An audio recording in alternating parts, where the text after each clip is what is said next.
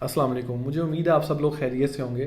سب سے پہلے میں شکر ادا کرنا چاہتا ہوں انڈین انٹرنیشنل اسٹوڈنٹس کا کہ جو ہم سب کی آواز آسٹریلین گورنمنٹ تک پہنچا رہے ہیں.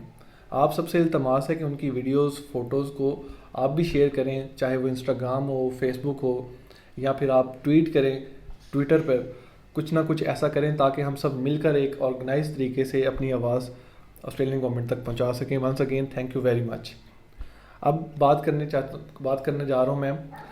آج صبح ایک اپڈیٹ آئی ہے جو انٹرنیشنل ایجوکیشن ایسوسی ایشن آف آسٹریلیا کے سی ای او ہیں.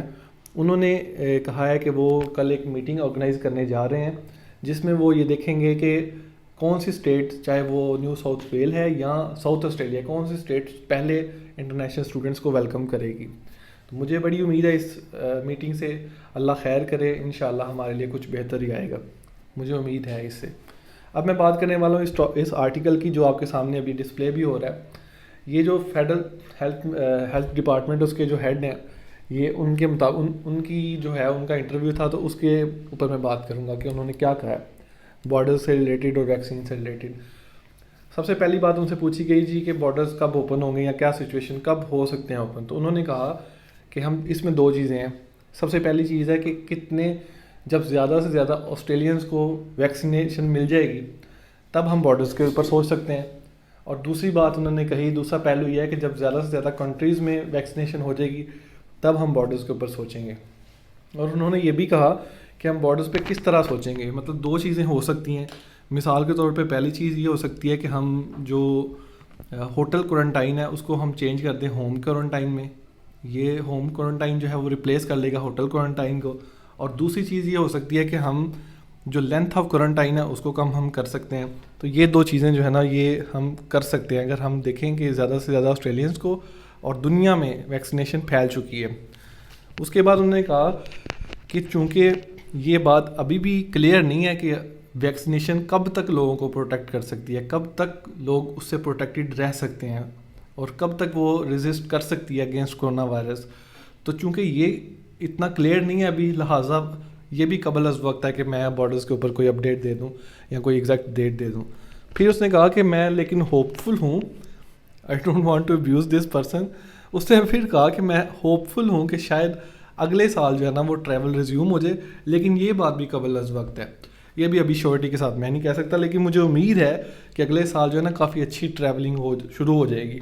ٹھیک ہے. اس کے بعد ایک پہلو اور بھی اس نے اجاگر کیا, وہ یہ کہ فلڈ جو ہے وہ ویکسینیشن رول آؤٹ کو سلو کر دے گا.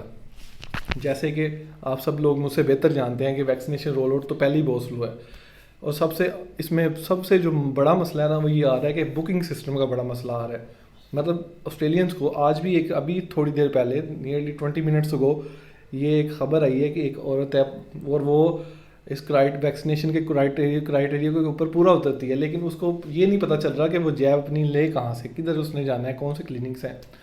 اور ہاں, دو قسم کے کلینکس جو ہیں وہ ایک جنرل پریکٹس کلینک اور دوسرے کامن ویلتھ ریسپریٹری کلینکس, ان میں آج 22 مارچ کو میں بات کر رہا ہوں, آج ان کو جو ہے وہ first shipment of AstraZeneca vaccine receive ہو چکی ہے اور وہ لگا سکتے ہیں, شروع کر سکتے ہیں. لیکن اگین وہی بات, فلڈ جو ہے ویکسینیشن رول آؤٹ کو مزید سلو کر دے گا.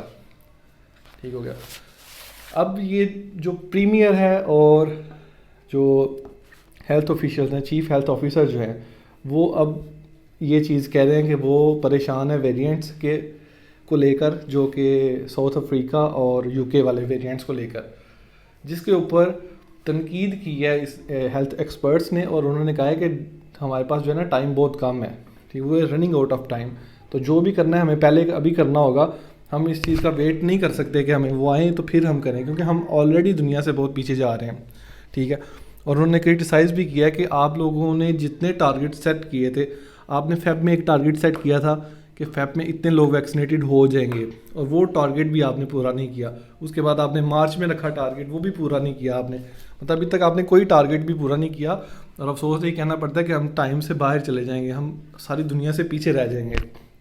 لیکن اس کے باوجود بھی ابھی اسکاٹ موریسن آیا اور اس نے پھر بلیم کر دیا اور یہ کہا کہ جی یہ ایک بہت مشکل کام ہے اور ہم جتنا ہم سے ہو سکتا ہے ہم کر رہے ہیں.